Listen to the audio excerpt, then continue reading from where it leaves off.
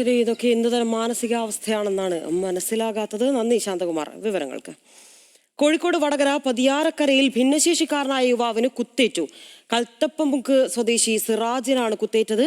ആക്രമണത്തിൽ സിറാജിന്റെ ഒരു ചെവി ഭാഗികമായി അറ്റുതൂങ്ങിയ നിലയിലാണ്. നിരവധി ക്രിമിനൽ കേസുകളിൽ പ്രതിയായ റിനാസാണ് ആക്രമിച്ചത്. ആക്രമണത്തിന് പിന്നാലെ കാരണം വ്യക്തമല്ല.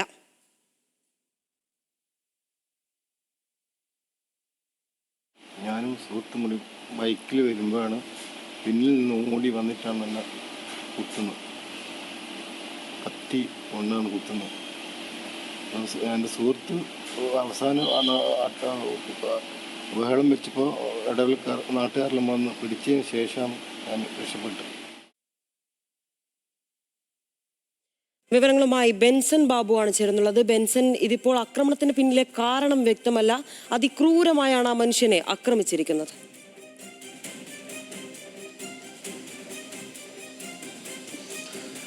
അതെ, ഇന്നലെ രാത്രി ഏകദേശം 10 മണിയോട് കൂടിയാണ് ഈ ഭിന്നശേഷിക്കാരനായിട്ടുള്ള സിറാജ് എന്ന യുവാവിന് ഇത്തരത്തിലൊരു ആക്രമണത്തിന് ഇരയാകുന്നത്. സിറാജ് സുഹൃത്തിനോടൊപ്പം ബൈക്കിൽ സഞ്ചരിക്കുകയായിരുന്നു. അപ്പോൾ സിറാജ് പിൻസീറ്റിൽ ഇരുന്നായിരുന്നു യാത്ര ചെയ്യുന്നത്.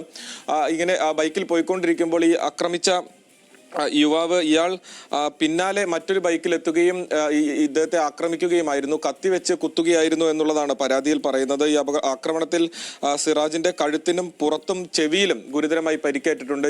ചെവി ഭാഗികമായി മുറിഞ്ഞ് തൂങ്ങിയ നിലയിലായിരുന്നു ആശുപത്രിയിലേക്ക് എത്തിച്ചത്. എന്താണെങ്കിലും ആശുപത്രിയിൽ എത്തിച്ചപ്പോൾ പ്രാഥമിക ചികിത്സ നൽകി മറ്റ് നടപടിക്രമങ്ങളിലേക്ക് കടന്നിട്ടുണ്ട്. ഇയാളെ ഈ ആക്രമണത്തിനിടെ ഈ കൂടെ ഉണ്ടായിരുന്ന സുഹൃത്ത് ശബ്ദം വെച്ചതിനെ തുടർന്ന് നാട്ടുകാർ ഓടിക്കൂടുകയും അപ്പോഴേക്കും ഈ പ്രതി കടന്നു കളയുകയുമായിരുന്നു. ഇയാളെ കണ്ടെത്താനുള്ള അന്വേഷണം പോലീസ് ആരംഭിച്ചിട്ടുണ്ട്. ഇയാൾ മുൻപും നിരവധി ക്രിമിനൽ കേസുകളിൽ പ്രതിയായിട്ടുള്ള ആളാണ് എന്നുള്ളതാണ് പോലീസിൽ നിന്ന് ലഭിക്കുന്ന വിവരം. മാസങ്ങൾക്ക് മുൻപ് പ്രദേശത്തെ ഒരു വീട് ആക്രമിക്കുകയും ജനൽ ചില്ലകൾ അടിച്ച് തകർക്കുകയും ചെയ്ത കേസിൽ ഉൾപ്പെടെ ഇയാൾ പ്രതിയാണ്. എന്താണെങ്കിലും ഈ പ്രതിയായ റിനാസിനെ കണ്ടെത്തുന്നതിനായിട്ടുള്ള അന്വേഷണം പോലീസ് ഊർജിതമാക്കിയിട്ടുണ്ട്. എന്താണെങ്കിലും ഈ സംഭവത്തിന് പിന്നിലെ കാരണം, ഈ യുവാവിനെ ആക്രമിച്ചതിന്റെ പിന്നിലെ കാരണം എന്താണ് എന്നുള്ളത് ഇപ്പോഴും വ്യക്തമായിട്ടില്ല.